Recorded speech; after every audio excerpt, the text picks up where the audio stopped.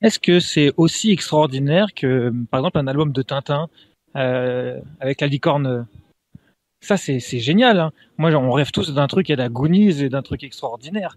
Un truc avec de la poésie, avec une ouverture, on prend notre lampe de poche, enfin, et pas juste des associations de lettres. Et j'ai l'impression que c'est ça, et c'est ça qui motive. Comme une vraie chasse au trésor, quoi, comme les Goonies, ou comme un album de Tintin. Donc, est-ce que la solution est encore plus extraordinaire qu'un album de Tintin? Elle est au moins aussi extraordinaire. Et quand Yes, elle sera trouvée, elle sera plus extraordinaire qu'un album de Tintin. trop bien. Ça fera date. Moi, j'en suis sûr de ça. J'espère être là le jour où ça arrivera. Faire Ouais, le un silence, pouce. là. Waouh! Mais oui. Faut que je Tu relise vois, c'est Tintin. bon. On va rechercher alors. Ça, c'est cool, c'est super, motivant. Ah, mais c'est plus que, pour moi, c'est plus que motivant. Franchement, la chasse est exceptionnelle, elle est extraordinaire. Pas dans sa conception. Les énigmes sont ce qu'elles sont, mais 30 ans passés, l'histoire qu'il y a autour de ça, c'est complètement exceptionnel. Et la découverte qui sera faite un jour, forcément, de la chouette, ah, bah ce jour-là. Ah là là là là. Ah bah il va s'en passer des trucs, hein. Il y Ah aura oui, un film, ça va faire couler de l'encre, hein. Ça c'est il y aura un clair. film fait par H et son Ouais. auteur sera Michel Becker. Oh, trop bien, trop bien, trop bien. Ah oui, non, mais ce sera, bah oui, là ce sera beaucoup plus facile de faire un film, évidemment, mais Eh ben oui, ça c'est clair. ah non, mais l'histoire de la Chouette d'Or, elle va rester, croyez-moi, elle restera dans les annales des chasses au trésor. C'est complètement fou cette histoire. C'est complètement fou. Je suis catégorique. Je prends, je prends. Alors, il y a quelqu'un qui pose une question là, et Michel, qui dit est-ce que ça aura un impact au-delà même du monde de la chouette d'or, c'est-à-dire des chercheurs en général? Est-ce que ça peut avoir un impact sur le reste des personnes qui ne sont jamais intéressées par la chouette d'or? Ah oui, oui, oui, oui, ça va intéresser. Ah oui, oui, ça va intéresser l'ensemble de la population le jour où ce sera découvert. Oui, oui. D'accord. Ah oui, oui, oui. Tout le monde Ah, dira c'est- putain, c'est pas possible, cette histoire est incroyable. Ah oui, oui, c'est sûr. En fait, c'est plus l'histoire et tout ce qu'il y a autour que la chasse elle-même qui est extraordinaire, ou c'est aussi la chasse qui est le point de départ? Non, non, la chasse aussi est extraordinaire. D'accord. Ok. Non, non, c'est l'ensemble restera franchement. Et j'ai pas du tout, c'était pas du tout dans mes pensées le jour où j'ai dit à Max Valentin, ok, on y va, je finance la chouette. Le jour où je me suis lancé là-dedans, j'avais pas du tout cette perspective, ni même cette éventualité ne s'était fait jour pour moi. Mais je pense aujourd'hui que l'histoire de la chouette d'or restera largement, largement autant dans les récits de chasse au trésor que l'île au trésor de Stevenson, qui aujourd'hui est une référence. La chouette d'or va devenir une référence. C'est Là, une on n'est pas histoire. sur les Goonies, hein. On n'est pas sur les Goonies, on est sur Stevenson quand même, c'est pas la même, quoi. C'est Dr. Jekyll et Mr. Hyde, il me semble. Oui, oui, oui, Bonjour, tout à Michel. fait, mais on est vraiment sur une aventure incroyable. Oui, bonjour. Qui Bonjour parle? Michel, vous allez bien? C'est Onic. Ah merde, je pensais que c'était Zarkos. Ah, désolé. Je suis désolé, Salut non. Onic, salut. Bonjour, vous allez bien? Juste Oui, une question, merci. je vais être court. La population française ou mondiale? Ah oui, oui, mondial. D'accord. Mondial, oui, oui. L'histoire va faire le tour du monde. Je pense que l'histoire fera le tour du monde. Elle a commencé, hein, entre nous soit dit. Elle est déjà connue dans pas mal de pays, franchement, mais connue comme ça, sans plus. Mais le jour où la chouette d'or va être découverte, elle va faire le tour du monde. Ça, j'en suis certain. Ça sera aux infos, je pense. Ah oui, oui. Un peu Ah oui, partout. oui. On Oui, est oui. d'accord. Oui, oui. Oui, oui. D'accord, bah, merci beaucoup. Le tout est de savoir si aux infos, il y aura d'abord la chouette d'or est orpheline, Michel Becker est décédé, ou la chouette d'or a été trouvée. Pour moi, c'est la vraie problématique. Est-ce que je serai encore là pour le vivre? J'aimerais bien. Franchement, j'aimerais bien. Eh ben, je vous le souhaite. Merci. On y travaille, Je nous le Michel. souhaite à tous, hein. Je nous le souhaite à tous, on n'est pas à l'abri, hein. On a mis la meilleure équipe sur le coup. Ah, c'est bien. On y C'est travaille. bien. Michel, ce qui est Oui. très perturbant, c'est que euh, quand on t'entend dire que voilà, la chouette, une fois qu'elle sera trouvée, ce sera vraiment, ça dépassera tout ce que l'on a connu jusqu'à présent. Oui. Et moi, j'ai l'impression qu'on se dit, mais putain, mais pourquoi on n'a pas l'impression d'être sur le bon chemin alors? Parce que je veux dire par là, c'est qu'on se dit, mais si c'est tellement hallucinant, enfin, j'imagine que tous ceux qui nous écoutent là ont l'air de se dire, mais enfin, il y a bien quelque chose quand même qui devrait nous faire comprendre qu'on est sur la bonne piste ou pas. Et pour autant, j'imagine que personne dans l'Assemblée, là, pour l'instant, a l'impression de se dire, j'y suis presque. Je comprends ce que veut dire Michel. C'est ça qui est fou, c'est qu'on n'a pas l'impression de toucher au but, quoi, ou d'être sur la bonne direction. En tout cas, on n'a pas la sensation de se dire que oui, la piste que l'on emprunte est la bonne parce qu'on sent très bien qu'il va se passer un truc d'extraordinaire, quoi. Bon, je vais peut-être trop parler là. Je sais pas si je me suis bien fait comprendre, mais bon. Ah, tu t'es bien fait comprendre. Putain con. Normalement, il faut que je rajoute des virgules et des points avec. Mais peut-être qu'il y en a Marseille, qui hein. sont, peut-être qu'il y en a qui ne veulent pas croire ou admettre qu'ils sont sur la bonne piste. Bon, là, on a une minute de silence. C'est malgré vous, hein, je vous en veux pas. Je comprends bien. Je comprends bien. Je comprends bien. Et nous, Peut-être qu'il y en a qui veulent pas l'admettre.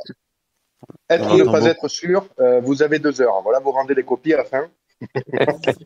Je pense que c'est plutôt rare des gens qui sont sur la bonne piste et qui le savent pas, vu le nombre de personnes qui pensent être sur la bonne piste.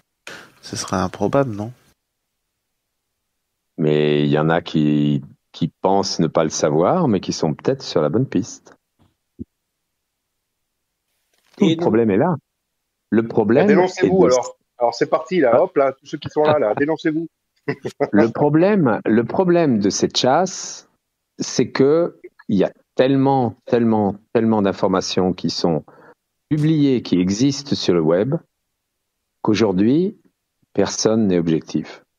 Personne n'a la capacité de se dire en soi-même, hein, j'ai cette solution, est-ce que objectivement je suis sûr de moi? Pratiquement plus personne n'est en mesure de le dire. Parce que automatiquement on regarde ce qui s'est dit sur Internet, ah bah non, bah ça oui, ah bah ça non, et on ne sait plus. Quelqu'un Mais qui clairement. aurait une indépendance d'esprit totale, moi je crois aujourd'hui, quelqu'un qui voudrait aborder cette chasse avec une indépendance d'esprit totale, c'est-à-dire qui s'interdirait de consulter, entre guillemets, la base de données que constituent toutes les données qui figurent sur Internet, aurait plus de chances que quelqu'un qui aujourd'hui est comment dirais-je, pénétré de toute la connaissance du sujet, regarde tout ce qui se dit, tout ce qui passe. Voilà. Et tu vois, Je pense que un regard vierge est plus positif et a plus de possibilités aujourd'hui de comprendre et de trouver que quelqu'un qui connaît toute l'histoire. mais j'ai envie de te contredire dans une Ah, certaine allons-y. mesure parce que bien évidemment je ne veux jamais te contredire parce que je respecte tout ce que tu fais, mais peu importe. Mais en tout cas, en tant que chercheuse, je peux te dire que à un moment donné, on n'a pas forcément les résolutions aussi simplement qu'on croit aujourd'hui. Moi, j'ai fait rire un chercheur qui se reconnaîtra tout à l'heure en disant que j'avais mis 4 ans à résoudre, enfin à décrypter la 580. Il m'a dit les 10 villes ou Proserpine? Et j'ai dit les 10 villes. C'est-à-dire qu'en fait, le cryptage primaire était très complexe pour moi en 580 puisqu'il fallait intégrer l'idée de faire un codage avec A égale 1, décrypter un certain nombre de lettres, prendre à l'envers, faire référence à des notes de musique qui étaient dans le visuel que tu avais dessiné Ouais. somptueusement avec une contrebasse, des lettres en majuscules et compagnie. Comprendre que bordel. ça, heureusement que j'ai des copains musiciens dans mon clan, si tu veux, qui m'ont très vite dit ça, mais malgré tout, j'ai mis un temps fou à comprendre qu'il fallait que je trouve des notes de musique et que je décrypte à l'envers. Donc, quand on me dit que les crypto-primaires sont simples, tu l'entends à ma voix, tu me connais un petit peu, un petit peu le poil qui hérisse parce que non, c'était pas simple à l'époque, quoi. Pas du tout.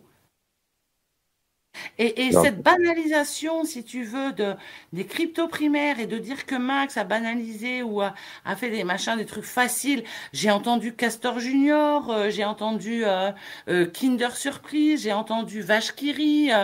Dans le fait de trouver ça, mais non, quoi, j'ai mis 4 ans. Perso, j'ai mis 4 ans.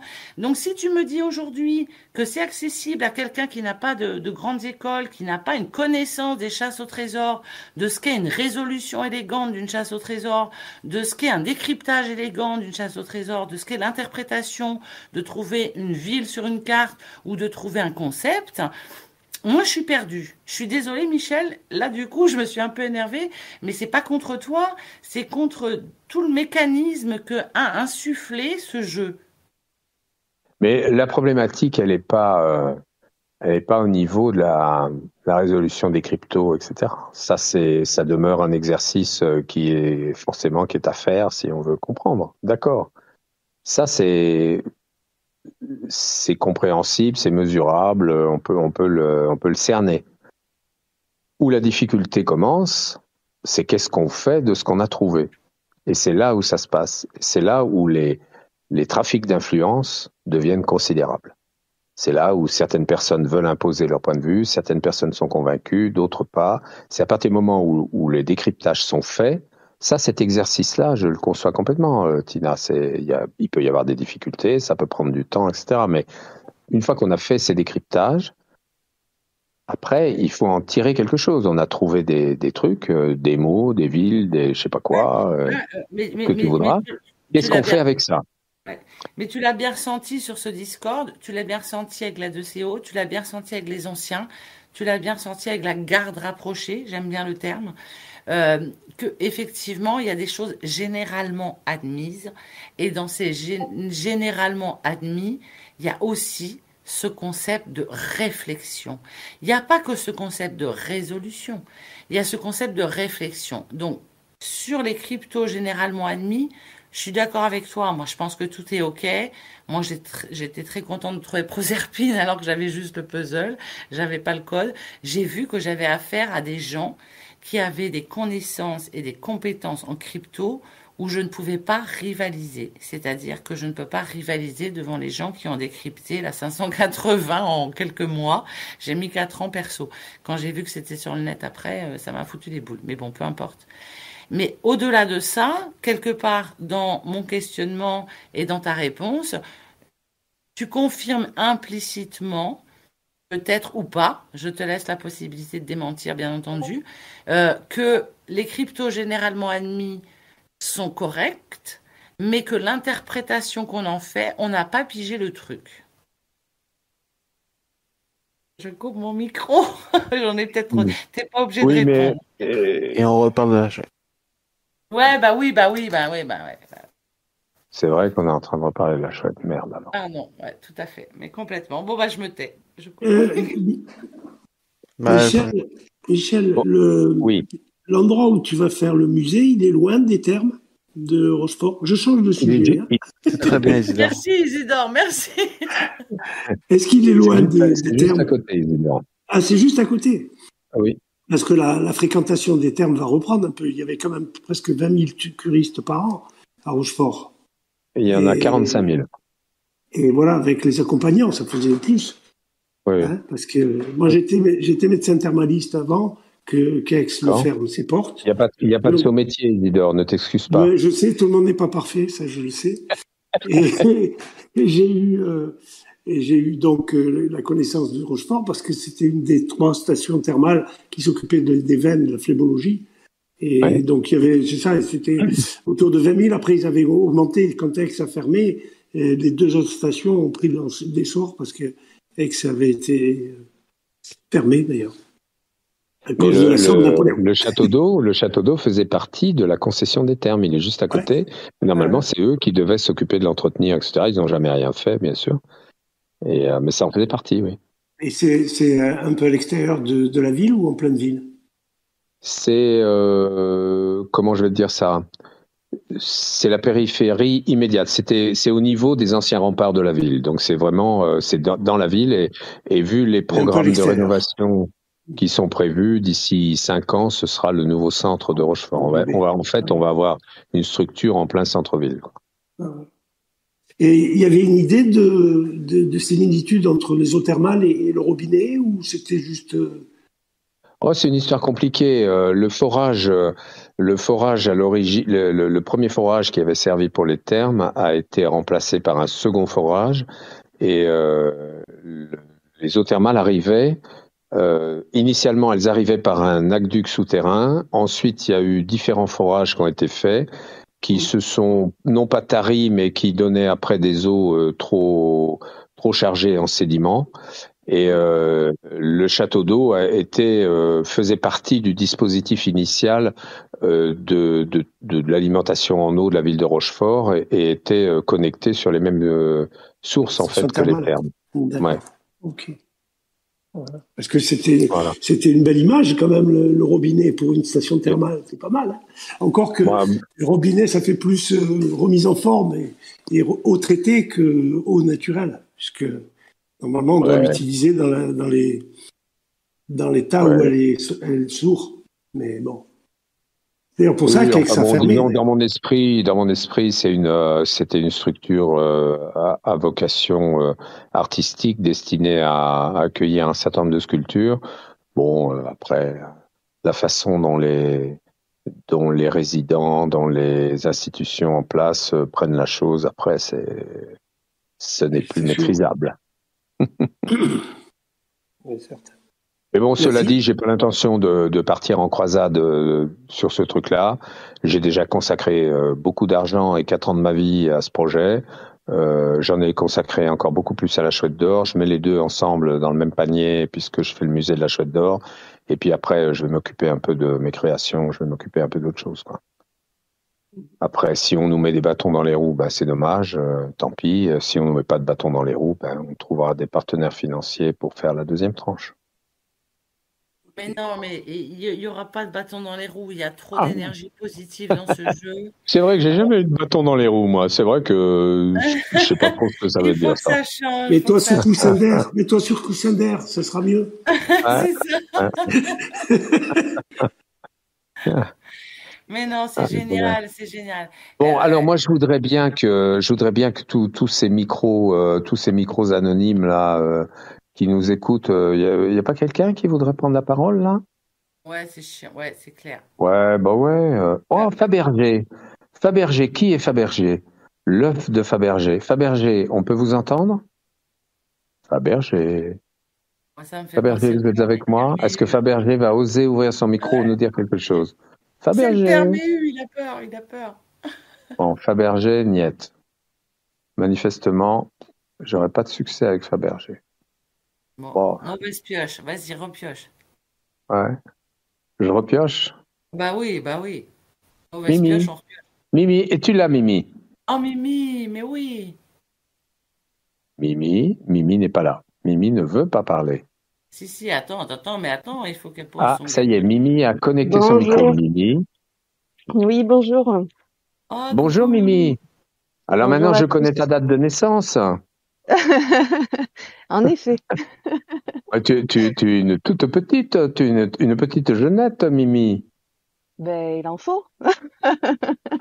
Il en faut. Bon, quelle question se pose, Mimi? Oh là, j'ai pas spécialement de questions. Hein. Alors, de quoi on cause? J'ai écouté, mais j'avoue que j'ai pas de questions particulières dans l'instant T. Bon, de remarques, de commentaires, de sensations à exprimer? Ben moi, je suis repartie à 0, donc. Oui. Donc reprise depuis le début, et puis je m'obstine à reprendre mes solutions et essayer de trouver ce fameux déclic. C'est bien ça. Voilà. Bon, et là, tu es en position depuis un bon moment, en position d'écoute. Donc, oui. tu fais la groseille, comme on dit. Voilà, tu écoutes. Et ça t'intéresse, ce que tu as entendu? Oui, oui, oui. Non, il y a des choses très intéressantes. J'ai bien aimé le début. Enfin, je sais pas si j'ai pris au début d'ailleurs parce que j'étais en train de faire autre chose à la base. Mais sur le côté de Rochefort, j'ai trouvé ça assez intéressant là, d'avoir un peu des explications D'accord. sur le musée. Ouais. Bon, très bien. Très, très bien. C'était assez Alors, intéressant. bon, tu n'as pas envie de raconter autre chose? Tu as envie que je te Là, laisse tranquille et que je m'adresse à quelqu'un d'autre? Non, mais bon, vous me prenez de court. J'ai pas préparé quoi que ce soit non plus à me poser une Moi non question plus. ou à des Moi non plus. questions. Chaque fois Donc, qu'on me branche ici, j'ai rien préparé, on me prend de court. non, j'écoutais, ouais, j'étais en écoute. En même temps, j'étais en train de relire le bouquin, donc voilà. Rien Bon, de eh ben merci, particulier dans merci l'instant. d'avoir répondu à mon invitation. Il n'y a pas de quoi. Bon, alors après, il y en a du monde, hein. Personne n'a envie de parler comme ça spontanément? Allô, allô? Allô? Oui. Oui, qui? Mais Immortal Tofu, c'est toujours pareil. Hein. Ah, Immortal Tofu. Oui, je suis fatigant, je parle. Ben oui, je sais, mais c'est pour ça que je me tais, moi. Oh là là, encore lui. Alors, Immortal Tofu, que se passe-t-il? Que se passe-t-il en général? Non, tu as quelque chose à nous dire. Ah non, c'est juste que vous demandez quelqu'un. Bah, moi, j'ai toujours plein de choses à raconter, mais moi, j'avais une question, parce que vous aviez dit qu'il fallait qu'on s'interroge sur le passé de Max Valentin, son vécu, etc. Bon, ce qui est pas toujours simple, mais moi, j'avais une question, c'est pourquoi Rochefort? Oh, c'est le pur hasard. Mais absolument le hasard. Vraiment, j'ai un jour rencontré par un concours de circonstances Claudine Arod, qui donc habite là-bas, qui m'a montré ce lieu extraordinaire de l'ancien château d'eau de Rochefort. Et quand j'ai visité avec elle, j'ai dit, waouh, ce serait génial de faire une expo là-dedans. Et elle s'est dit, bah, s'il a envie de faire une expo, il faut que je vois si je peux y arriver. Elle a vu les responsables municipaux, etc. Et de fil en aiguille, elle m'a dit, bah, écoute, c'est bon, on peut avoir le château d'eau. C'est comme ça que ça s'est fait, par le plus pur des hasards. Donc, ce n'est pas un indice, je précise. Non, mais du coup, vous n'êtes pas de la région, enfin, ou si, peut-être un peu Non. de la région quand même, pas du tout? Je suis angevin, je suis né à Angers, c'est pas hyper loin, mais non, mais j'habite en Provence depuis 40 ans, etc. Donc j'étais pas du tout voué à venir faire quoi que ce soit dans cette région. C'est vraiment le hasard et c'est le bâtiment que j'ai trouvé complètement fou, hallucinant, à la fois de qualité architecturale, de structure. Il est complètement incroyable ce truc. Et donc voilà, on s'est pris de cœur pour ce bâtiment et on a dit on essaye de monter le projet, de faire quelque chose. Voilà. Après, les élus ont réagi parce qu'on leur a parlé de la chouette d'or, etc.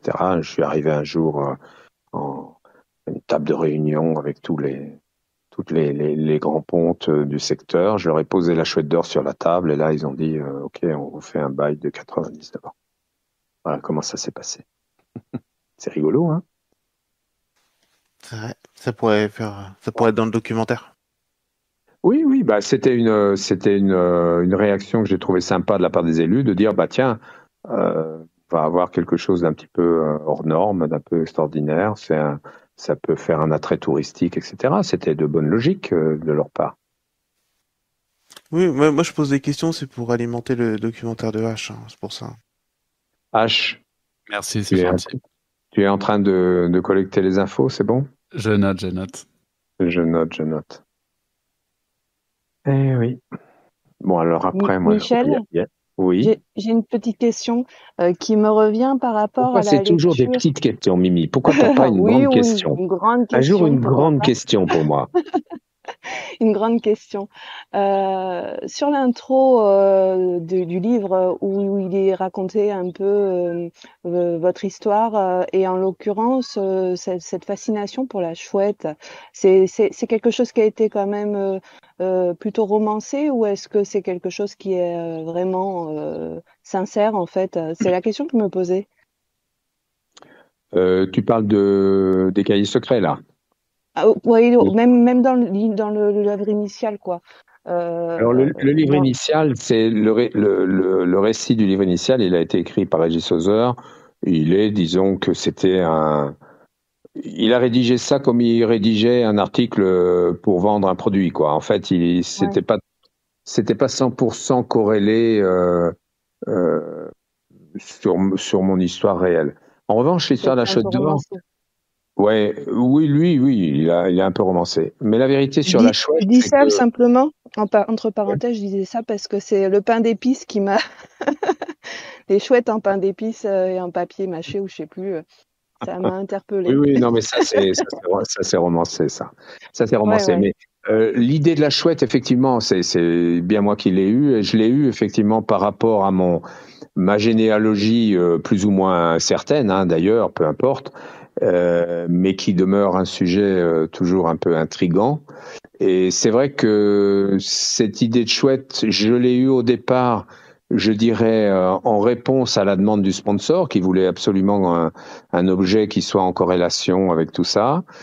Et après coup, quand j'ai décidé, moi, de financer l'opération, la chouette a pris un sens un peu plus fort, a pris un sens un peu nouveau pour moi et une symbolique un peu nouvelle. Et aujourd'hui, je suis content que ce soit ça parce que ça représente effectivement pour moi un symbole réel. C'est un objet un animal, un objet, je sais pas comment on peut le prendre, un symbole, en tout cas, qui a une signification, oui. D'accord. Donc ce n'est plus anecdotique. Au début, ça l'était un peu. Aujourd'hui, ça ne l'est plus. D'accord. Ce n'est pas un indice. Non, ben oui, je me doute. Mais non, c'est en relisant ça l'autre jour, je me disais le pain d'épices, c'est peut-être un peu tiré par les cheveux quand même. Ouais. C'est pour ça, là, je me suis dit, ça m'a un peu surpris dans l'intro de relire ça et de me dire, est-ce que c'est pas un peu romancé, quoi?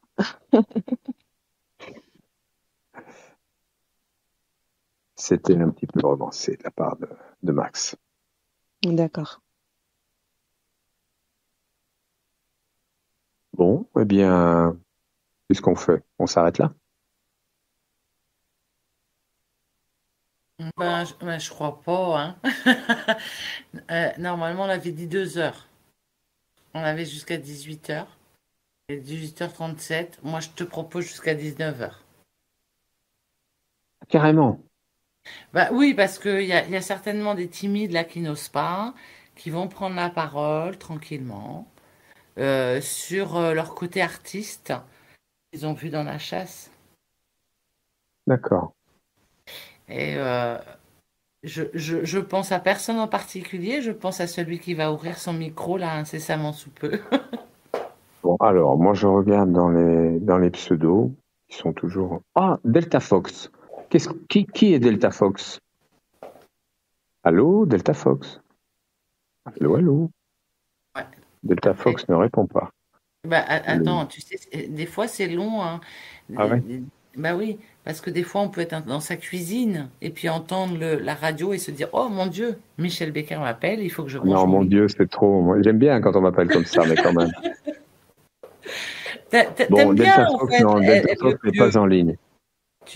Ah, il n'est pas en ligne? Ah bah oui, mais c'est mort. Alors. Non. Gogo, qui est Gogo? Gogo, m'entends-tu? En fait, personne n'a envie de parler, quoi. Mais je vois pas Bogo, moi je vois pas ce nom-là dans mes. Moi je vois Gogo. Il est deux au-dessus de Greg. Vous m'entendez? Ah, Gogo parle. Gogo est doté de la parole. Bonjour Gogo. Exactement. Bonjour Michel. Comment allez-vous? Ah, très bien. Ça me fait plaisir d'entendre quelqu'un comme ça qui enfin ose parler. Alors, qu'est-ce qu'on se raconte, Gogo? C'est bien. Qu'est-ce qu'on a à se dire? Je sais pas. Moi, c'est pour ça que j'écoute plutôt. Je pense que, tu sais, j'ai un commentaire. Je pense que la chouette irait très bien dans mon salon. Voilà. Bon alors. Je te rejoins, Gogo. Je te rejoins. Gogo, depuis combien de temps tu cherches? Moi, je suis nouveau. Ça fait pas très longtemps. J'y ai pas encore consacré énormément de temps. Donc, j'ai plutôt au début. Ça fait. Très bien. Donc, tu as beaucoup plus de chances de trouver que bien d'autres. Ce qui a fait que j'ai commencé, c'est le fait justement que vous ayez relancé la chouette en prouvant qu'elle était bien enterrée. J'en avais déjà entendu parler il y a quelques années, mais pour moi, elle avait été déterré ou trouvé, où il n'y avait plus vraiment de fin. Et le fait d'en réentendre parler et que la chouette est officiellement lancée, je me suis dit, mais pourquoi personne ne l'a trouvé en 30 ans? Qu'est-ce qui fait que personne ne la trouve depuis 30 ans? Très bien. Très bien. On se pose la même question. Moi aussi, je me la pose. Hein. Mais du coup, je pense avoir compris, parce que j'ai regardé un peu les décodages de premier niveau, et en fait, après, il y a beaucoup d'interprétations, et ce qui fait que tout le monde peut aller dans toutes les directions. Et effectivement, à moins qu'il y ait un déclic, comme vous l'avez dit. Je ne sais pas. Absolument. Puis il y a une règle qui sévit sur les forums, c'est que les nouveaux se font toujours conspuer ou critiquer par les anciens, qui disent ouais mais bon tu sais pas tout, t'as pas tout compris, machin. Et moi je suis très content de voir arriver des nouveaux parce que je pense que justement c'est une force de pas être imprégné de tout l'historique de la chasse. Donc je suis ravi de savoir que tu es là. Très bien. Donc voilà, donc j'écoute. Après, si j'avais une question, il y avait plutôt par rapport à la chouette, mais c'était dans le sens, durant d'autres vocales, vous avez dit qu'éventuellement, pour répondre à des questions, les gens pourraient poser et voter. Où est-ce que c'en est cette idée? Est-ce que ça existe toujours ou pas? Eh bien, c'est un sujet complexe parce que il s'avère que c'est difficile de donner de nouvelles indications.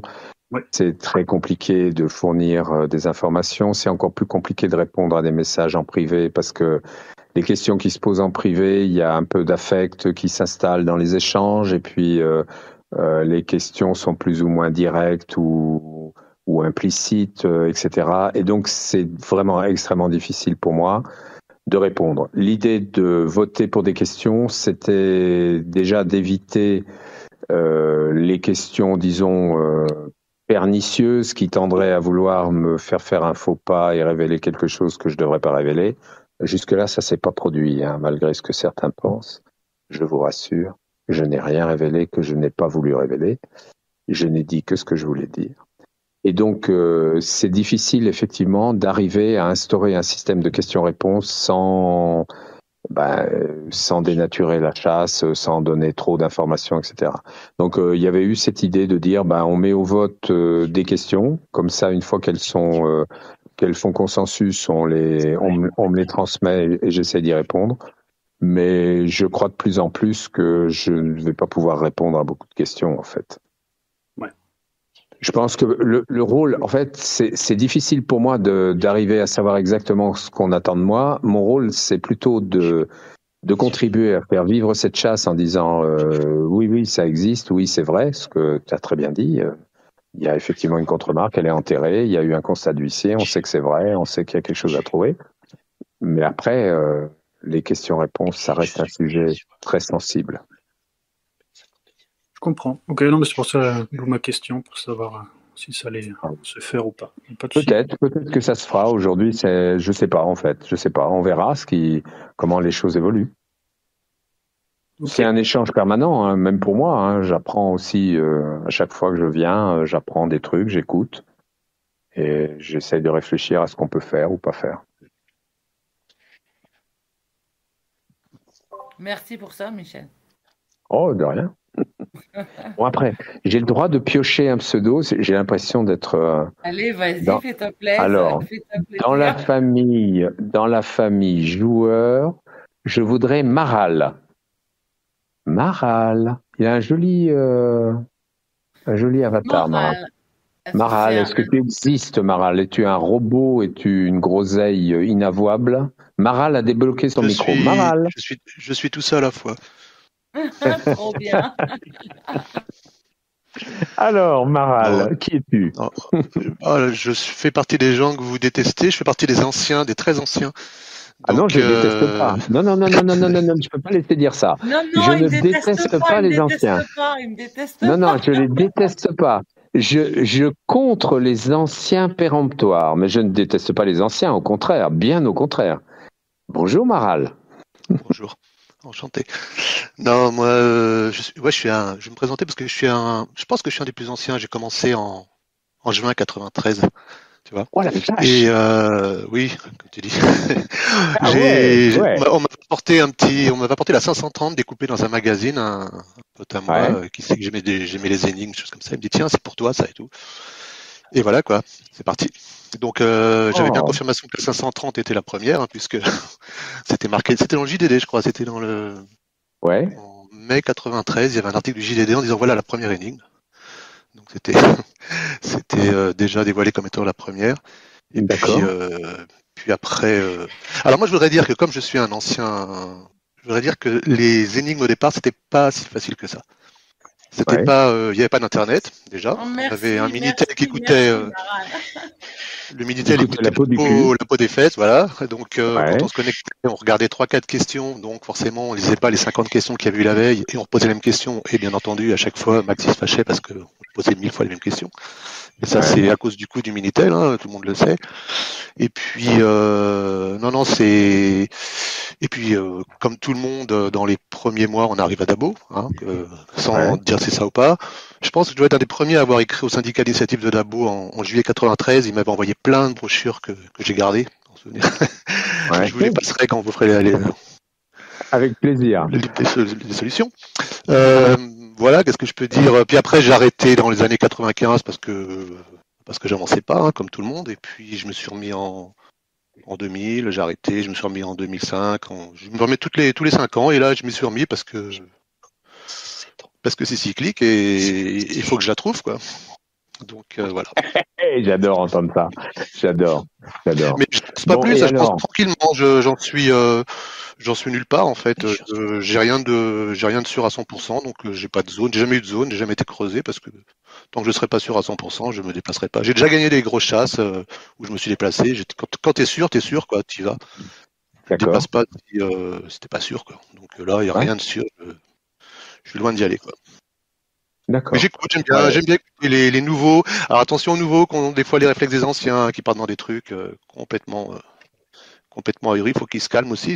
C'est bien d'écouter les nouveaux, mais quand un nouveau arrive et qui dit en 2 heures, j'ai trouvé toutes les solutions sur Internet, maintenant je vais chercher le 15e niveau.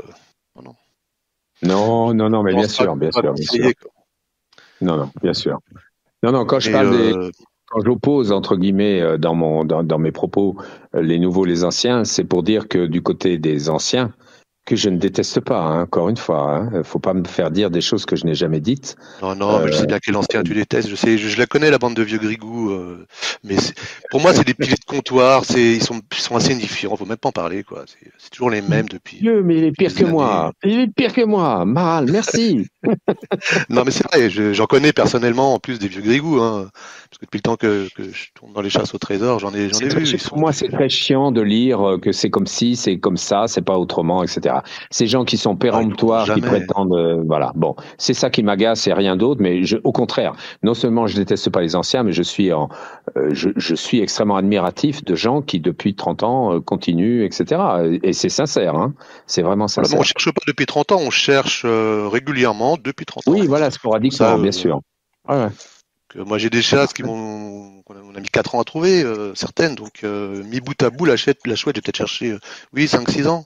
Donc, ce qui est une moyenne normale pour une grosse chasse au trésor. C'est pas pour déconnant, sur 30 ans. Moi, là, c'est une bonne pioche, hein, entre parenthèses. J'aurais pu taper juste le pseudo en dessous ou au-dessus, je ne sais pas ce que ça aurait donné, mais là, Maral, c'est bonne pioche, parce que ça, c'est un témoignage intéressant. Ouais, non, mais sincère. Ça fait plaisir, franchement, ça me fait plaisir d'entendre ça, parce que à la fois c'est du vécu, à la fois c'est spontané, on se raconte pas des histoires. Donc, très bien, très bien. Merci, et ce qui se passe actuellement, ça fait blocage, c'est incitatif ce qui se passe en ce moment. Je suis légitime, je suis pas légitime. La numéro 2, c'est pas la bonne, il faut chercher la numéro 1. Alors là, pour moi, c'est le spot qui compte. Un chasseur, il cherche le spot, il cherche pas ce qui est en dessous. Voilà. En dessous, voilà. Ce qu'en dessous, c'est pour la fête. Ce sera plus tard. Mais pour l'instant, on cherche le spot. Moi, je serai là, même si vous voulez on pas est de moi. complètement en phase. Ah ouais, ça va être une putain de teuf. Le jour où la chouette est trouvée, non, mais ça va être une fête nationale d'ailleurs. Le jour où la chouette sera trouvée deviendra un jour de fête nationale. Ah oui, c'est sûr. T'es mégalo, Michel, t'es mégalo. Complètement mégalo. Mais honnêtement, je peux vous dire que ça fera date. Ça, j'en suis certain. Et j'ai de bonnes raisons quand je vais de dire ça. Oui. J'ai de bonnes raisons de dire ça, franchement. Bon, très sympa. On a d'autres choses à se dire, Maral. Oui, non? Non, moi je pose pas de questions. Ouais. Non, ça sert à rien. De toute façon, tu n'as pas de réponse. Non, mais c'est bien. Mais j'ai beaucoup apprécié le commentaire. Un grand merci. Je t'en prie, merci. Non, avec plaisir, vraiment. Alors juste en dessous. Alors là, je fais d'une pierre deux coups. McMurphy et Rachel. Bonjour. Allô. Ouais, bonjour Michel. Bonjour. Alors, c'est McMurphy et Rachel ou c'est McMurphy tout seul ou c'est Rachel toute seule? Non, McMurphy, Rachel est à Grasse. D'accord. Bonjour McMurphy. Donc enchanté, c'est la première fois que je vous... On se parle. Oui. Bah oui, on s'écrit en message privé, mais là on se parle. Figurez-vous que je reviens de ma zone. Bah oui, personne n'est parfait. Et alors, il y avait quelque chose ou pas? Bah, disons que la deuxième option, il y a trop de repères. Et, je sais pas où mettre ma pioche. D'accord. Donc, du coup, c'est un peu embêtant, quoi. Bon, Donc, alors. je reste toujours sur ma première hypothèse. D'accord. Alors, pour qu'on soit tous bien en face, tu cherches depuis combien de temps, toi? Depuis 2003, mais j'ai fait plein de pauses. D'accord. Donc, finalement, un petit peu comme Maral, ça, c'est sporadique, quoi. Oui, absolument. On a des périodes. Et là, c'est la pleine période de recherche. C'est bien. C'est bien. Alors, vous cherchez à deux parce que Rachel, elle a son mot à dire ou c'est un des deux qui cherche et l'autre qui accompagne? Non, puisque excusez-moi, j'avais débuté, donc elle a été obligée de suivre, tout simplement. D'accord. Donc, c'est une accompagnatrice ou elle a son mot à dire? On débat ensemble. Ah, c'est pas mal déjà. On débat et comme ma zone est quand même assez solide, voilà quoi. Et vous vous engueulez des fois ou pas? Ouais, un petit peu, mais c'est pas méchant. Il y a un peu des frictions. Mais non, mais c'est vachement sain. C'est sain. S'il y a un consensus systématique, c'est pas intéressant. Oui, mais de toute façon, on est des êtres civilisés et on j'en doute pas. Il n'y a pas de souci à ce niveau-là. Bon, ben c'est bien. Je suis bien content de vous avoir, en tout cas. Ben, moi aussi, ça me fait plaisir d'entendre tous ces gens qui sont, pour moi, quasiment anonymes derrière des pseudos. Je ne sais pas à qui j'ai affaire. Ça me fait très plaisir d'entendre les voix de tout le monde. Alors. Demi-anonyme, puisque vous avez eu la photo de Rachel, mais vous n'avez pas eu ma photo. Exact. C'est exact. Tout le monde va se dire que décidément, je reçois beaucoup de choses en message privé. Eh oui, mais ça ne regarde que moi. Merci, McMurphy. Merci à vous. Alors, moi, après, je pioche encore un peu. On a encore un peu de temps avant 19h, pas beaucoup. Hein. Oh, Popalangure, c'est quoi ça, Popalangure? C'est qui? Qui est Popalangure? Bonjour. Bonsoir, je sais pas. Bonsoir Michel. Popalangure. Bonsoir. Alors, à qui ai-je l'honneur? Un chercheur relativement ancien. Ouais. Depuis 2006 environ. D'accord. Voilà. Alors, on se connaît, hein, Michel. Je vous ai rencontré une fois. Ah, voilà, bah oui, mais c'est le problème des pseudos, c'est que moi, je ne sais pas à qui j'ai affaire. Donc, on ne dira rien, parce que ça, c'est évidemment. Donc, on s'est rencontrés, très bien. Bon, alors, je me sens plutôt à l'aise, alors. Je ne dois pas être sur mes gardes. Je ne sais pas, on ne partage pas tout à fait la même opinion sur la chasse, sur Max Valentin notamment. D'accord.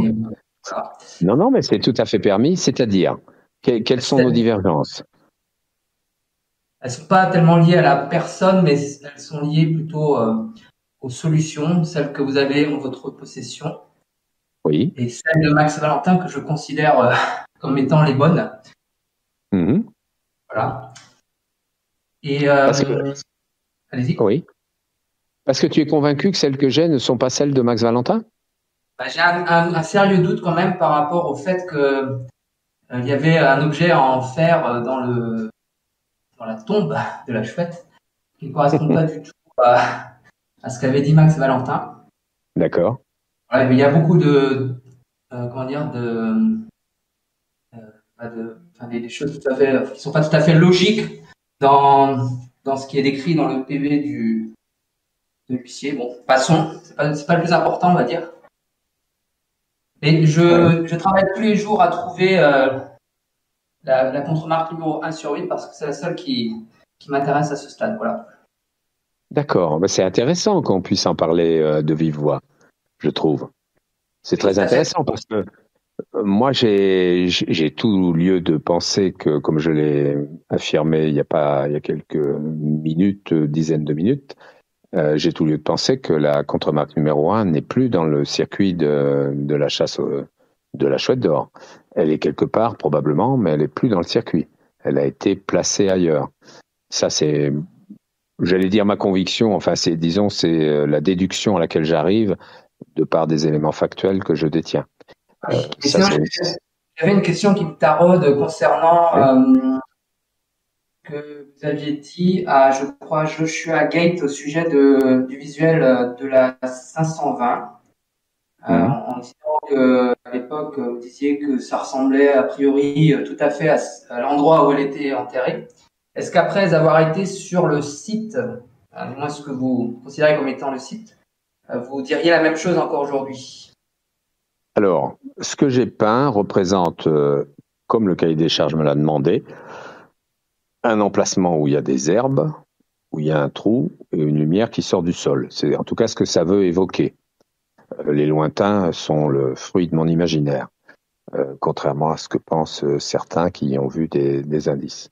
Cela étant dit, l'emplacement de la cache, comme mon jardin en Provence, comme mon jardin en Corrèze, change complètement d'aspect selon les saisons. Il y a des saisons où l'herbe est haute et il y a des saisons où l'herbe est absente. Donc, sous cette réserve-là, on peut considérer que, effectivement, c'est évocateur de l'emplacement de la cache. À certaines saisons. À la saison où l'herbe est censée être assez haute. D'accord. Bah, écoutez, là où je prospecte, il n'y a absolument pas c'est-à-dire c'est absolument pas la même chose que sur le visuel 520. Voilà, pour être précis. Quelle que soit la saison d'ailleurs. Quelle que soit la saison. Quelle que soit la saison. Ça veut dire qu'il n'y a pas un brin d'herbe. Non, je peux me tromper de site naturellement, mais j'ai de bonnes raisons de croire que je suis au bon endroit. Alors. À proximité, du moins. Ouais, on a dit un jour que là où Attila passait, l'herbe ne repoussait pas. Bien, donc il faut en conclure qu'il n'y a pas d'herbe sur la cache. Il faut en conclure que il y a des endroits où l'herbe peut repousser ou pas en fonction de certaines circonstances. Selon moi, franchement, l'emplacement de la cache est quand même recouvert d'herbe à certaines périodes de l'année. Selon moi. Mais j'y suis pas allé. J'y suis pas allé toute l'année, moi. J'y ai pas passé ma vie là-bas. J'y suis allé à un moment qui était on connaît la date puisqu'il y a un constat d'huissier. Donc au moment où j'y suis allé, c'est sûr qu'il n'y avait pas beaucoup d'herbe. D'accord. Je prends cela comme ça vient, mais moi je maintiens que bon, peu importe. C'est pas moi je suis intéressé de parler avec quelqu'un qui a la conviction que la contre-marque numéro 1 est quelque part dans le circuit. C'est bien ce que j'ai compris, hein? Oui, tout à fait. C'est mon cas. Comment on peut comment on peut se bâtir une telle conviction par rapport aux éléments que j'ai fournis récemment?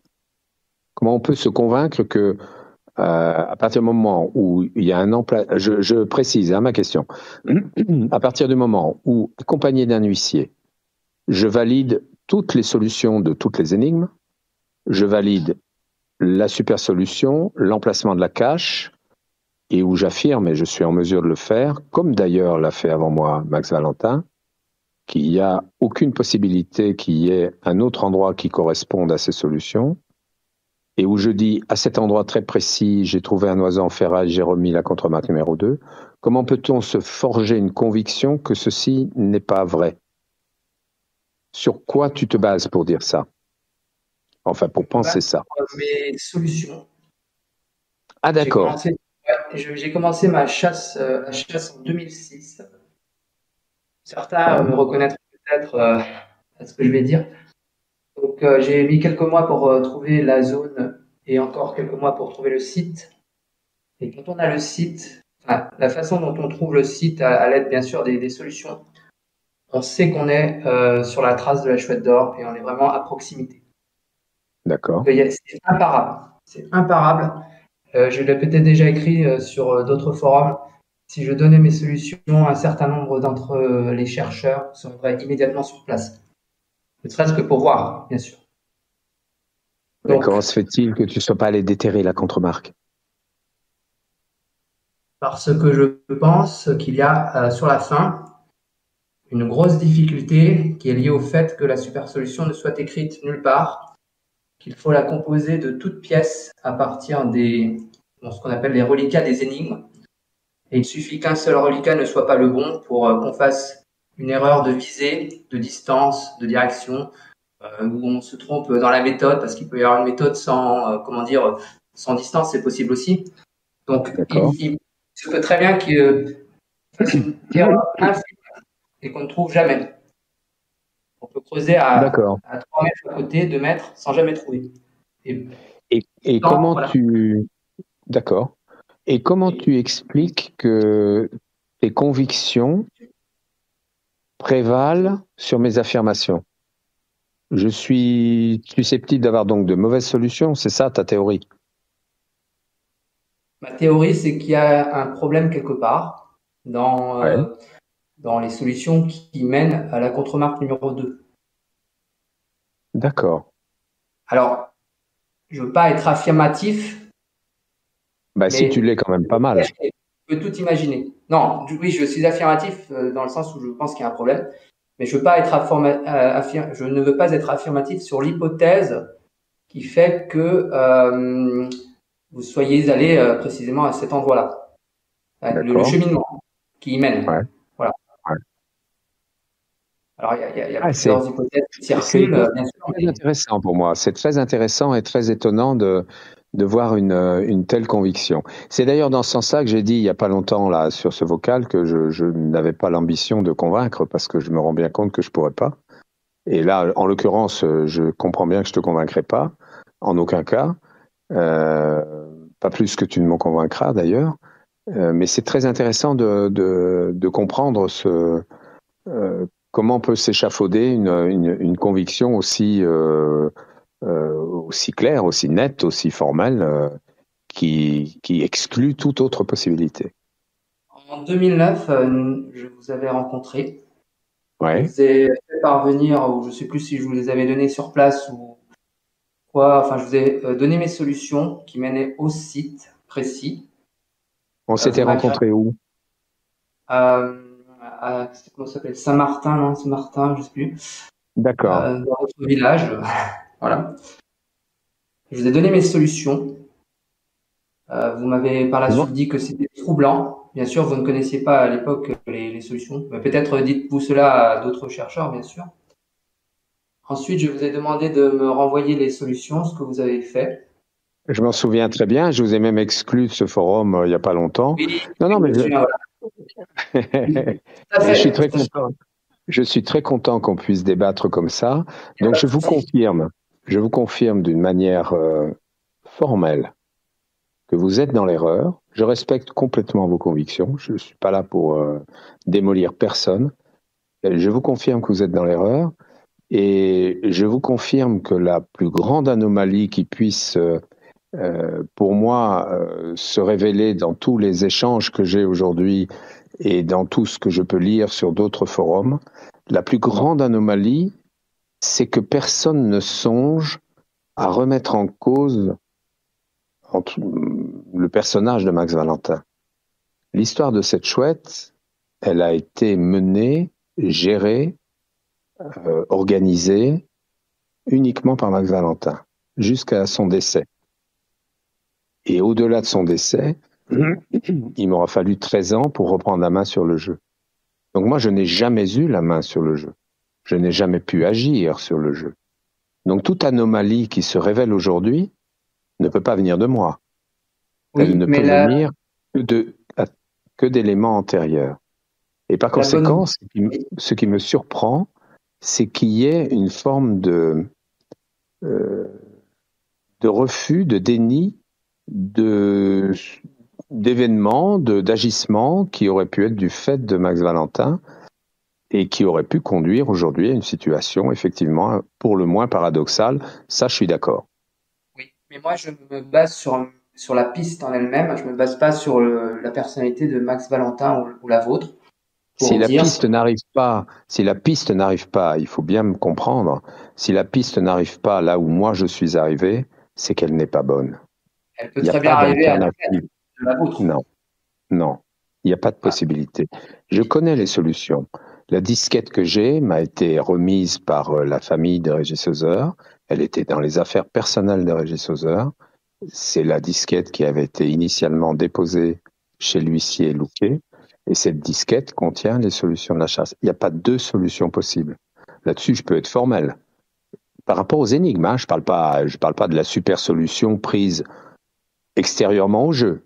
Je parle des solutions des 11 énigmes, des reliquats qui, combinés, permettent de trouver la super solution. Il n'y a qu'une possibilité, il n'y en a pas deux. Donc, moi, je suis formel. Après, je respecte tout le monde. J'ai essayé, te concernant, j'ai essayé donner un petit peu une indication en disant, faut un peu revoir tout ça. J'ai bien compris que je n'étais pas entendu et je trouve intéressant qu'on puisse en débattre aujourd'hui, donc tout à fait publiquement, parce qu'effectivement, on est là sur un des nœuds de cette histoire qui est qu'il y a d'un côté des gens convaincus, mais convaincus, on va dire, a priori, par rapport à ce que eux ont déduit, compris, pensé, voulu.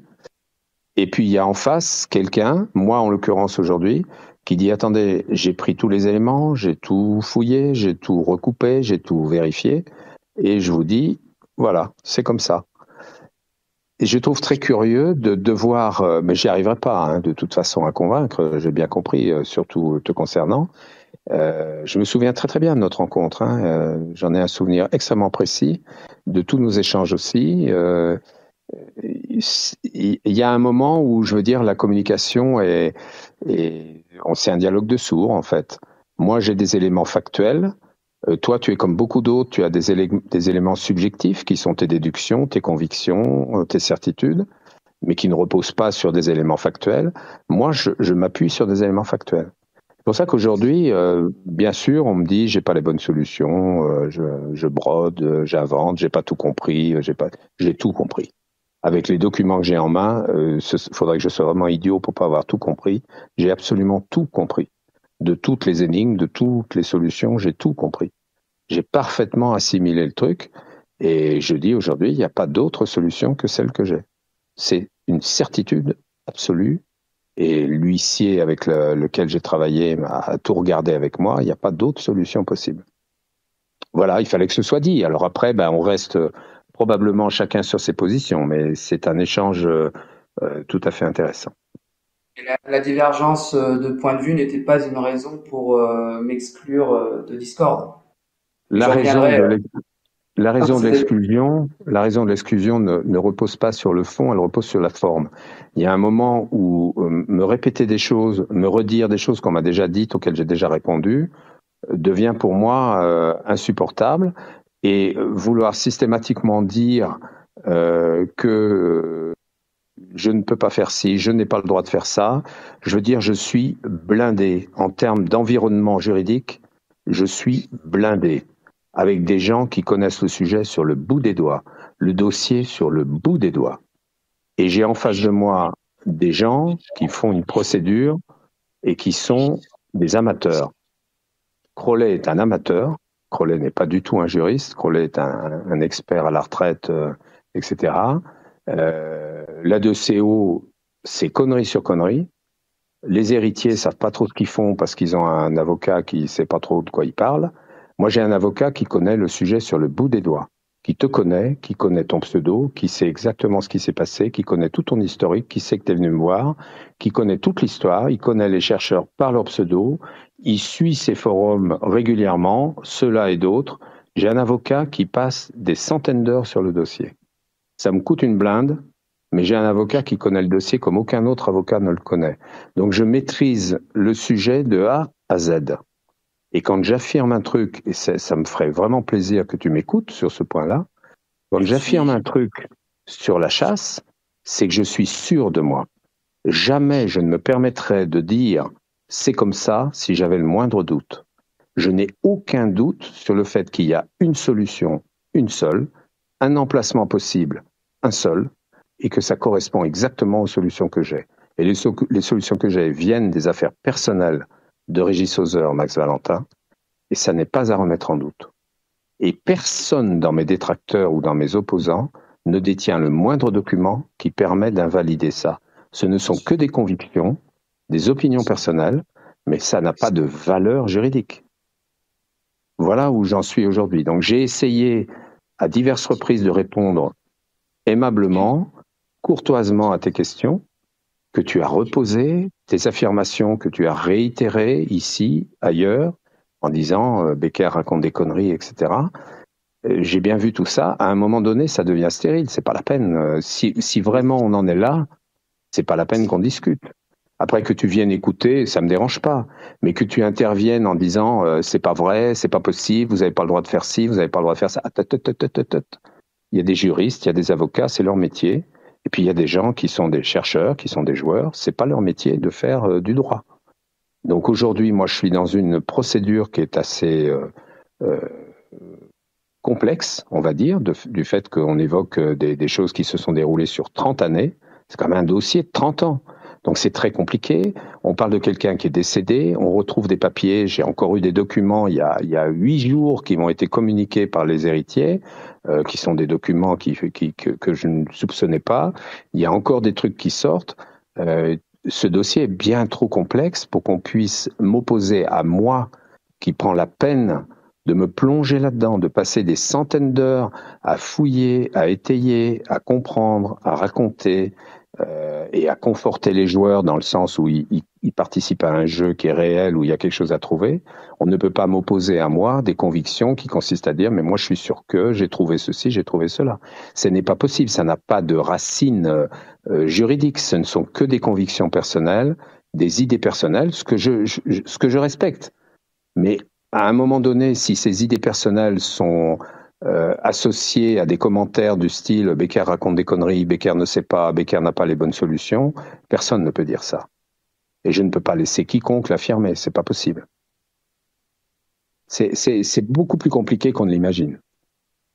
J'ai terminé ma longue tirade. Est-ce que je peux me permettre de réagir là-dessus? Mais bien sûr, tout le monde peut réagir, c'est un débat tout à fait ouvert. Donc c'est le Toulousain, hein, pour ceux qui douteraient.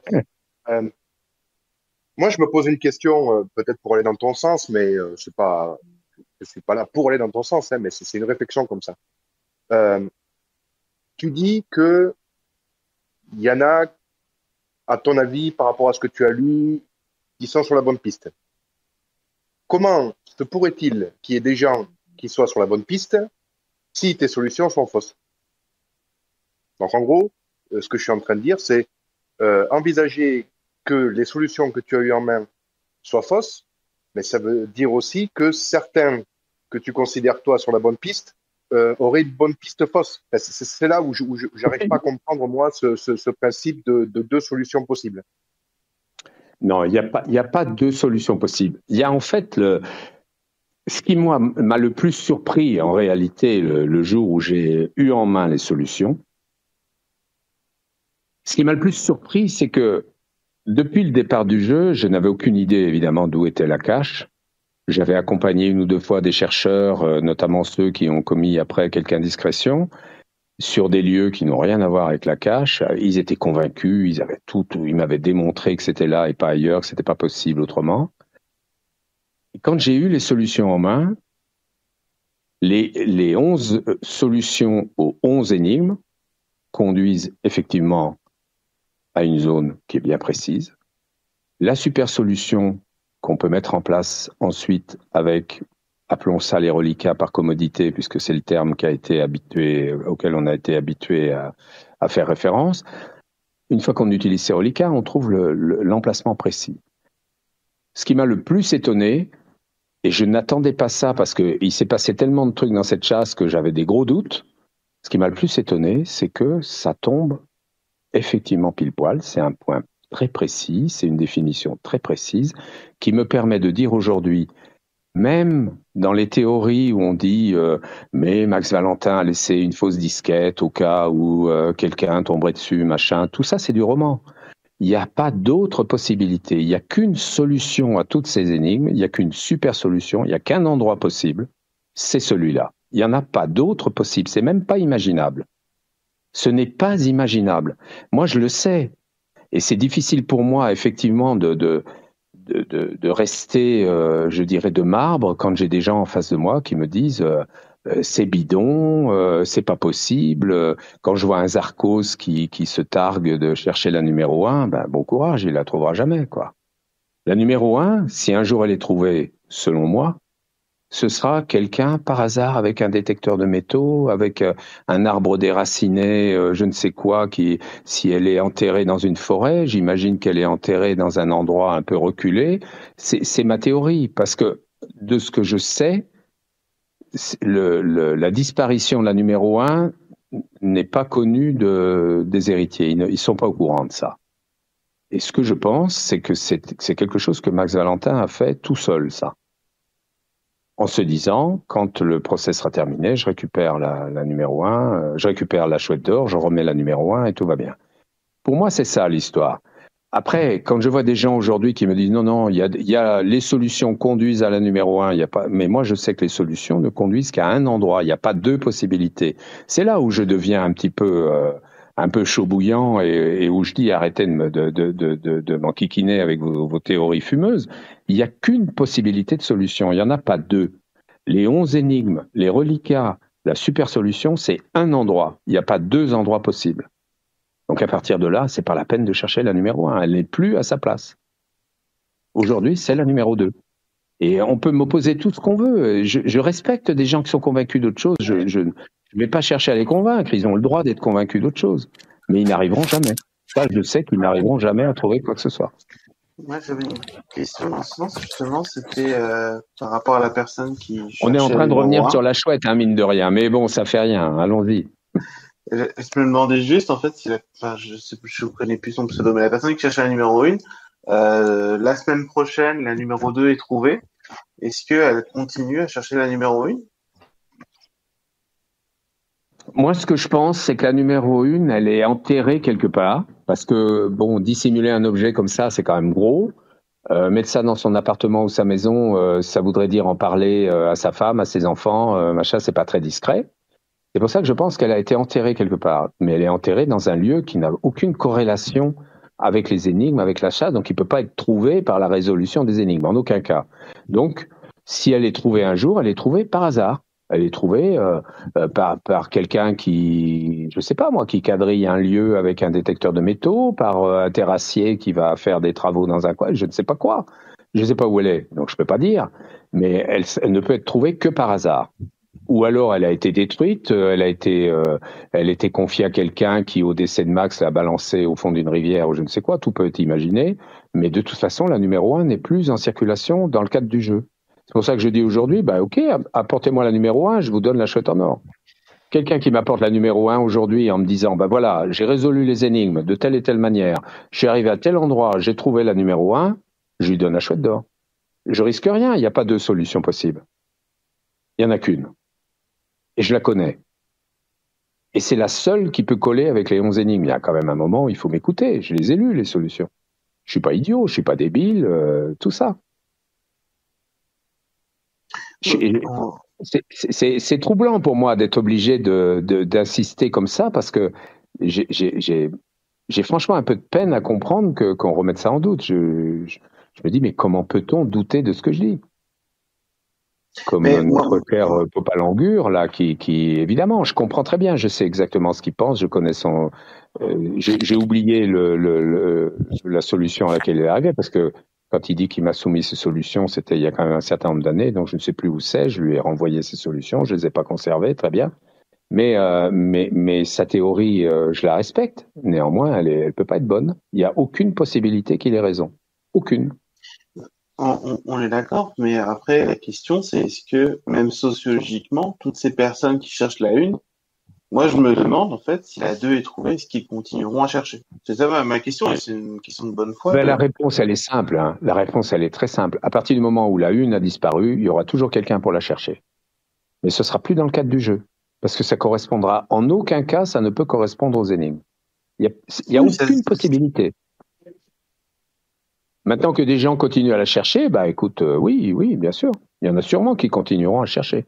Qui se diront la une, elle est quelque part. Mais s'ils cherchent, s'ils espèrent la trouver en résolvant les énigmes du livre, ils la trouveront jamais. Ceux qui pourront la trouver, c'est ceux qui diront, bon, ben, qui était Max Valentin? Qu'est-ce qu'il a pu imaginer? Allons chercher.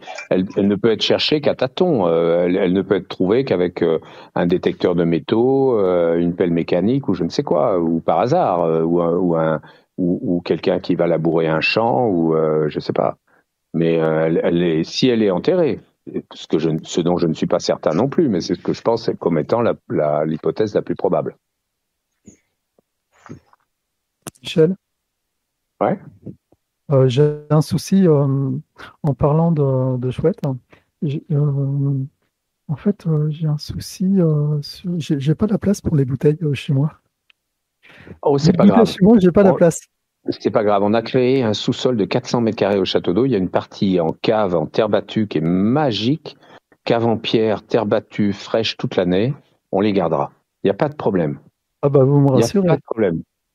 Ah oui, on les garde pour toi. Elles seront dans des très bonnes conditions de conservation.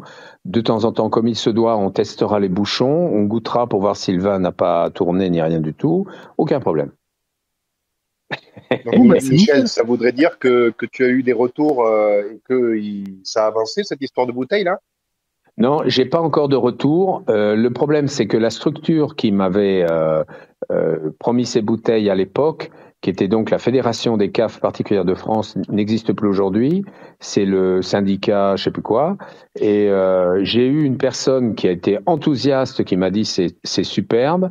Et la nana qui s'occupe de la com, qui s'occupe de tout ça, je lui ai laissé je ne sais combien de messages, elle m'a pas encore répondu. Mais je suis quelqu'un de tenace et de pugnace. J'arriverai à mes fins. Du moins à mes soifs. Il me semble que la communauté des chouetteurs, en fin de compte, elle fait une pause. C'est-à-dire que tant qu'elle n'a pas la confirmation qu'il y a les bouteilles, en fait, on attend tous. Hein. Mais moi aussi, je le fais exprès parce que pendant ce temps-là, j'ai espoir de pouvoir vendre mon bouquin. Bon, mais ben voilà. Non, mais tu me cherches, tu me trouves. Babouze, tu me cherches, tu me trouves. Non, mais je pense être comme la majorité des chouetteurs amateurs de vin. Donc forcément, s'il y a moyen, en plus de se dire que il y a possibilité d'avoir quelques bouteilles, autant peut-être attendre un petit peu. Puis comme ça, je vais tout faire pour dire qu'on n'a pas encore trouvé la bonne. Je te promets que je vais tout faire pour. Je ne lâcherai pas le morceau. Bon, c'est sympa. C'est sympa pour les pochetrons que nous sommes. Voilà, et dont je fais partie.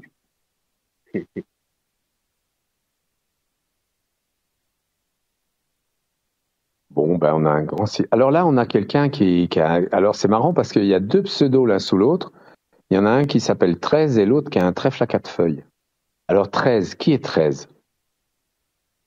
Est-ce que 13 est... Oui, 13 est là. 13, allô 13. Ouais, bonjour. Ouais, bonjour. Vous m'entendez? Ouais, très bien. Vous m'entendez? Oui, bon, ouais, très bien.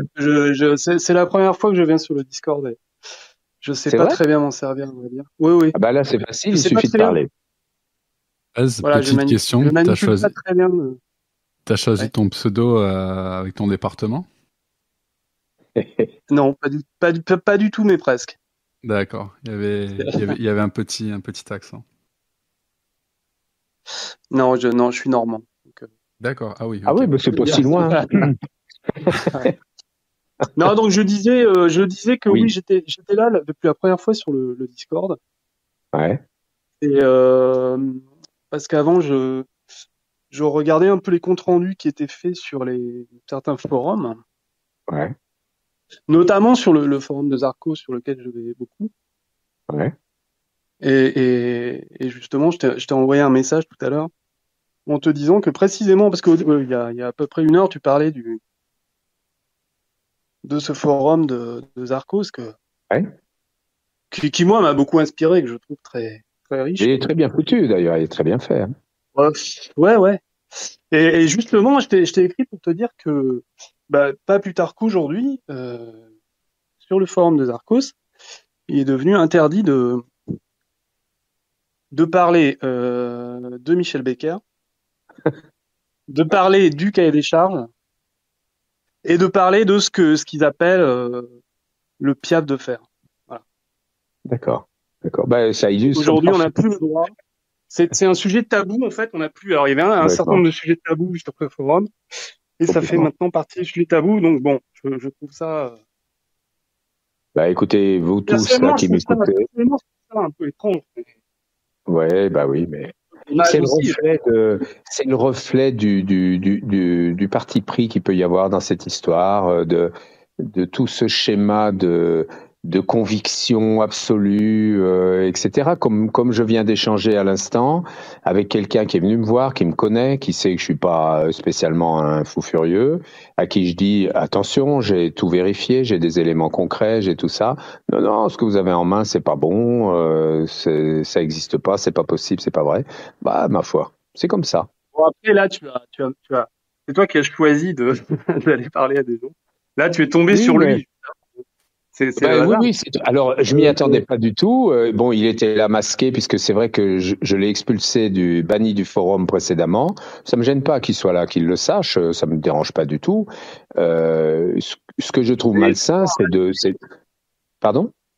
Il y a des gens masqués. Excuse-moi, il y a des gens masqués dans les châteaux de trésors. C'est comme ça. Oui, mais je le sais bien. Non, mais je pensais à ce que tu disais sur le forum de Zarcos. Tu disais 90% de ce que Zarcos raconte, c'est des conneries. Bon, je ne sais pas, c'est pas. Effectivement, moi, je suis pas fanatique de ces pistes, mais moi, j'ai aussi trouvé beaucoup d'inspiration sur ces.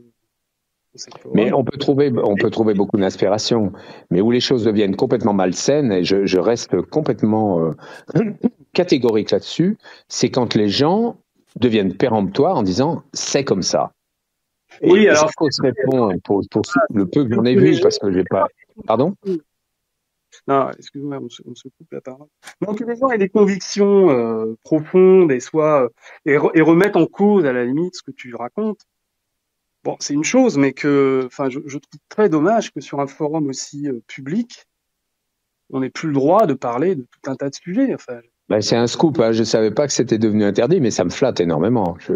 Je me dis que je deviens important dans l'histoire puisqu'on interdit de parler de moi, celui dont on ne doit pas prononcer le nom. Je trouve ça incroyable. Je trouve ça dommage, je trouve ça parce qu'à la limite on peut discuter entre gens de ça sans que ceux que ça intéresse pas, ben voilà, ils viennent pas parler avec nous. Donc je trouve ça très étonnant. Bon voilà, donc moi j'ai rien à dire de spécial, surtout sur le sujet de ce soir parce que j'ai pris en cours et il se trouve que vous parliez apparemment peut-être. Non, mais c'est bien, on a un propos, c'est un peu décousu, hein. Oui. Et d'ailleurs, tout à l'heure, on parlait de la chouette, ça m'intéressait plus, ça m'intéressait davantage. Ceci étant, bon, les sujets sur la peinture, c'est intéressant. Moi, d'ailleurs, il y a 2 ans, moi, j'ai commencé la chasse il y a environ 2 ans. Ouais. De manière très, très assidue, très, très obsessionnelle. Et j'ai fait une pause à l'automne, au moment où tu as déterré la où j'ai foutu le bordel. Ouais, ça m'a mis un coup un peu. J'ai cru que la chasse allait être dévoyée. Oui, que j'allais tout révéler, que j'allais faire n'importe quoi, mais je vais faire n'importe quoi. Non, j'ai pas pensé que tu allais faire n'importe quoi. Je me suis dit, bon, c'est foutu, il va y avoir des fuites, quelqu'un va la trouver dans les 15 jours, et donc j'ai lâché l'affaire. Et puis en fait, après, je m'y suis remis et bon, j'ai aussi un peu écouté les Discords. J'ai trouvé des choses intéressantes sur les Discords. Dans ce que tu racontes sur la façon d'appréhender la chasse, hein, dans une certaine forme de, je sais pas comment on peut dire, mais de simplicité, Ouais. et en faisant un peu pas table rase du passé, mais en reprenant les choses, peut-être en essayant de s'enlever de la tête des choses qui semblent évidentes depuis 30 ans, mais qui probablement le sont pas. Voilà, donc j'ai trouvé ça intéressant. Ou l'inverse. Et... oui, ou l'inverse, oui, tout à fait. Donc moi, je suis pas moi, j'ai pas d'opinion. D'accord. À la personne qui parlait tout à l'heure, j'ai pas d'opinion sur est-ce que ce que tu as fait, est-ce que c'est bien, pas bien, est-ce que c'est vrai, pas vrai. Moi, ma conviction profonde, c'est que c'est vrai. Parce que je vois pas du tout. Je pense que je vois pas comment on peut imaginer autre chose, en fait. Voilà. Bah moi, je suis un peu dans cet état d'esprit, oui. Oui, bon, voilà. Donc... Je me dis, à partir du moment où j'ai investi tellement de pognon dans cette histoire, où j'ai passé tellement de temps, où j'ai consacré des années à essayer de négocier, à essayer de remettre tout ça à flot, je vois pas quel intérêt j'aurais de raconter des conneries aujourd'hui. Enfin, c'est complètement... Voilà. Oui, moi, fou, quoi. C'est ce que je pense. Mais cette pensée, d'ailleurs, je pense, va dans le sens d'une certaine simplicité. En fait. C'est-à-dire que quand on commence à penser autre chose, à imaginer autre chose, à imaginer qu'il y aurait 2 solutions, 2 pistes, 2 trous, 2 trucs, bah là, on est, à mon avis, dans quelque chose d'un peu délirant, qui fait penser à certaines pistes délirantes qui ne fonctionnent pas. Non, mais on est dans l'univers des jeux vidéo, de Tomb Raider, de machin, il peut se passer tellement de choses. La fausse piste, l'endroit où il faut pas aller, le piège mortel, etc. Mais c'était pas ça en 1993. Donc, effectivement, il faut revenir à une certaine simplicité, surtout une certaine logique. Parce qu'en fait, c'est de la logique pure. Enfin, quand quelqu'un... Voilà. Moi, j'affirme que j'ai vérifié ce qu'on m'a donné, les éléments que j'ai eu en main. Je les ai vérifiés, je les ai validés. J'étais pas tout seul, je brode pas. J'avais un huissier de justice avec moi. Donc, les choses ont été faites hyper sérieusement. Qu'on vienne me dire aujourd'hui, non, c'est des conneries. Bah, ok, d'accord, c'est des conneries. Et sur quoi, vous vous basez sur quoi pour me dire ça? Vous avez d'autres solutions? Il y a un irrationnel terrible. Bah voilà. On est dans l'irrationnel, effectivement. C'est un terme tout à fait adapté. On est dans l'irrationnel. Donc, pour revenir au sujet du début, je pense que contrairement à ce que disait, je crois que c'est H qui s'appelle comme ça, je pense que c'est inspirant l'histoire de la chouette. Il suffit un peu de broder. Ouais, mais un peu flemmard, H. Il faut un peu le titiller, H, pour qu'il donne. Non, alors du coup, comme on parlait pas de la chouette, comme j'ai la parole, éventuellement j'ai une question un peu con, parce que j'ai pas bien suivi les histoires de peinture. C'est un peu con. Alors, j'ai pas suivi toutes les histoires de peinture, mais je me suis toujours demandé si les peintures de la chouette avaient été en vente, avaient été vendues ou pas, et pourquoi elles n'avaient pas été vendues. Alors, elles ont été vendues. Je les ai vendues. Toute la collection a été vendue, y compris les 4 petits panneaux des indices supplémentaires. Elles appartiennent aujourd'hui à un collectionneur particulier qui les a chez lui, l'heureux homme. Enfin, je ne sais pas si c'est un heureux homme d'ailleurs, parce que bon, ça prend de la place. Et donc, il a prévu de les mettre à disposition du musée lors de son ouverture. D'accord, je savais pas du tout qu'elles étaient en possession de quelqu'un. Oui, elles sont dans une collection privée aujourd'hui. Donc, est-ce que vous voulez dire que ça serait possible, par exemple, que l'inventeur de la chouette laisse la chouette dans le musée tout en lui appartenant, en quelque sorte? C'est une possibilité. Tout est possible. Moi, j'ai dit que je ferais le maximum pour qu'une offre soit faite aux gagnants pour lui proposer de racheter la chouette et de la garder au musée. Ça n'est que théorique, hein. Il faut avoir les fonds, il faut que l'offre convienne, etc. Cela dit, si le gagnant désire conserver l'objet, le laisser dans le musée, etc., il peut le faire aussi, tout est possible. Hein. De toute façon, le gagnant, une fois qu'il a l'objet, l'objet lui appartient, il en fait ce qu'il veut. Hein. D'accord, merci. Donc on en reparle dès que tu as trouvé, H. Pas de souci, je suis en train d'explorer un peu mes possibilités là. Ouais, il faut commencer tout de suite, ouais.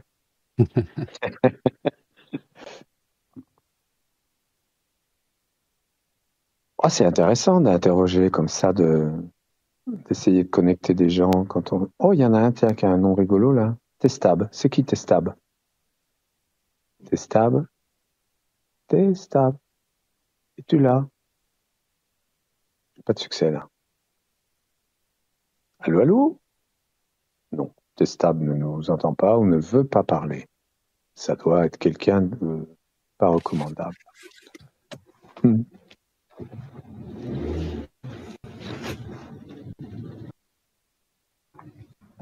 Alors après, Hooper. C'est qui Hooper? On dirait le nom d'un peintre. Hooper ne répond pas non plus. Hooper, peut-être Don't Speak French. On va savoir. Bon. Jean-Jean, qui est Jean-Jean? Ah, j'aime bien l'image de Jean-Jean. Le petit avatar de Jean-Jean, c'est rigolo ça. Jean-Jean. Tu m'entends, Jean-Jean? Bon. Bah, je crois qu'on a fait le tour. Hein. Plus personne ne souhaite répondre. Ma chère Tina, je crois qu'on va clôturer ce salon. C'était un bon moment quand même. Est-ce que Tina est là au moins? Je me sens très Oui, seul. moi je suis là entre deux valises, tu sais que je suis en départ. Ah d'accord. Bon ben écoute, on va s'arrêter là sur le forum parce que je vois qu'il n'y a pas beaucoup de gens qui ont envie de... Ouais, et puis tu avais dit 2 heures. Là, Oui. Ouais. Non, trop, après ça va encore faire râler tout le monde. Mais c'était carrément bien. C'était sympa. C'était sympa. Ouais. Petite info avant que tout le monde quitte, on aurait apparemment un enregistrement intégral du vocal. Donc c'est cool. Tom Thor va nous faire. Bravo. C'est cool. Bravo. Je promets de mettre ça en place à disposition sur la chaîne YouTube des éditions. J'ai pas eu le temps de m'en occuper jusque-là. Mais je promets de le faire quand même. Ça sera en soirée à disposition de tout le monde sur le Discord. Il a commencé à quelle heure le vocal? On se rappelle plus, ça dure tellement longtemps. 3h30, on va dire. Wow. Avec Becker, tu sais quand ça commence et tu sais jamais quand ça s'arrête. Un vrai problème. Bonne soirée à tout le monde.